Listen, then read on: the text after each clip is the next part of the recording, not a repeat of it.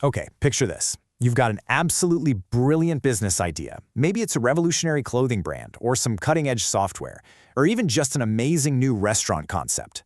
But, well, there's one universal dilemma every great idea eventually smacks into. You need money before you can start making money, right?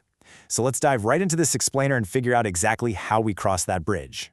So, we have to start with the million-dollar question. Sometimes literally. Where does the money actually come from? How do we find that fuel to turn a brilliant concept on paper into reality?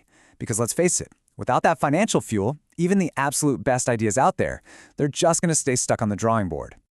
Here's the game plan for today. We'll start with the business funding dilemma. Look at internal financing to keep control, then weigh bank loans for debt and risk.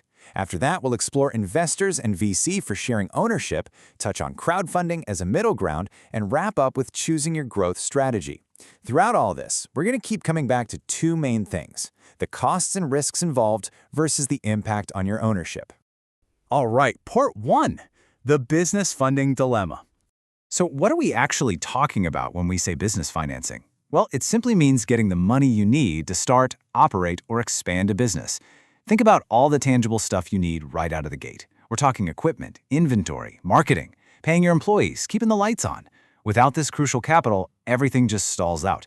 Financing is literally the engine that keeps the whole operation moving. And this right here, this is the core tension of our whole explainer.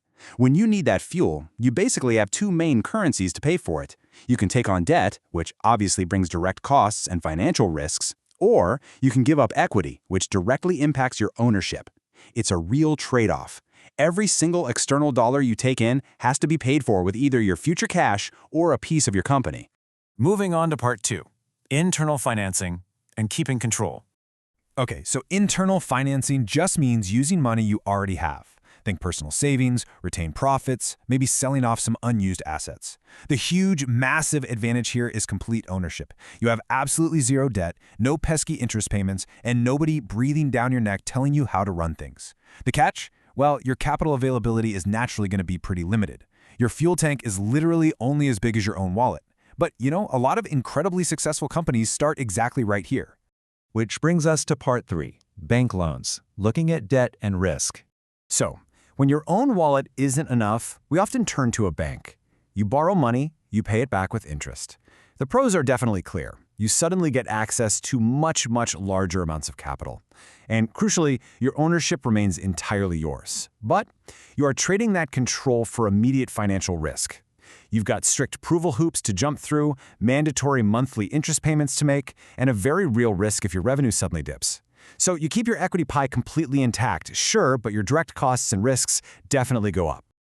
Let's look at a different route in part four, investors and VC, and sharing ownership.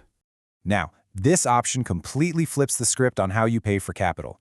Instead of paying monthly interest out of your revenue and taking on literally all the financial risk yourself like you would with a bank loan, you bring in investors. They give you money, and in exchange, you give them shares of your business. The big win? No monthly loan payments choking your cash flow. But the cost shifts entirely to the ownership side. You're accepting reduced ownership, and you're now sharing decision-making. Basically, you're giving up a slice of your pie. Venture capital, or VC, takes that investor model and basically puts it into overdrive. These firms specifically hunt for high-growth startups. And because they're taking on massive risk by betting on early-stage companies, they provide huge funding amounts and amazing networking opportunities. But in return, they demand substantial equity ownership and explosive growth. So they might reduce your immediate day-to-day financial risk, but man, the impact on your ownership is massive. All right, part five, crowdfunding, which acts as a middle ground. This is such a fascinating alternative. Crowdfunding lets you collect small contributions from a whole lot of people online. And what makes this so powerful is that it genuinely serves a dual purpose.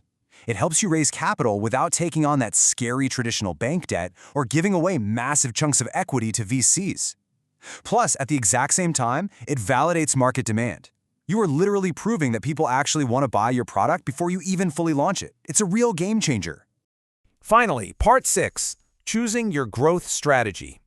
So how do you pick? Because obviously, not every financing option is going to be right for every single business. It all comes down to your personal risk tolerance and how much of your company you want to keep. Say you have a mature business with steady revenue. A bank loan might be perfect. because you can handle the financial risk without giving up any ownership. But a fast-moving startup that needs cash today without monthly payments, they might lean toward personal savings or giving up some equity to investors. It's just a constant balancing act between costs, risks, and ownership. Now, before you actually pull the trigger on any of these, you have to avoid a fatal mistake, taking money before you truly know your numbers. Before you borrow a single dollar, you need to ask yourself 3 really hard questions. 1. How will this money actually generate returns? 2. Can the business realistically repay the debt? And 3, this is the big one, what happens if sales are lower than expected? If you can't answer those, the financial risks of taking on debt are just way too high. I absolutely love this quote, and it's something you should always keep in mind. Financing should support your growth, not create unnecessary financial pressure that ends up sinking your business. Getting capital isn't just about grabbing cash from wherever you can find it. It's about choosing the right source at the exact right time so you can make smart decisions, grow sustainably, and actually stay profitable for the long haul. So, as we wrap up this explainer, I want you to think about your own specific situation. Which financing path is going to fuel your growth? What is your actual tolerance for financial risk? And how fiercely do you want to protect your ownership? Because whether you go with your own savings, bank loans, venture capital, or the crowd, you are the one who has to decide exactly how to balance those scales. So what's it going to be? Will you protect your pie or share it to grow the bakery? Take a look at your numbers and choose wisely.